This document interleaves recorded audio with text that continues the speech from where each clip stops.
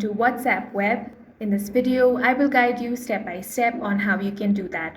First of all, launch open any web browser. Now search WhatsApp Web, then head over to web.whatsapp.com. Once you get here, you can log in using this QR code or log in using your phone number.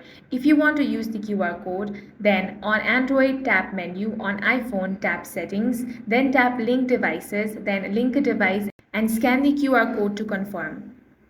If you want to log in with your phone number, tap on that option, select your country, then enter your phone number over here. After that, click on the next option. Now you will have to verify using your phone. After that, all of your chats will start to load and you will successfully be logged into your device. That's all for this video. If you found it useful, make sure to hit the like button and subscribe for more videos like this.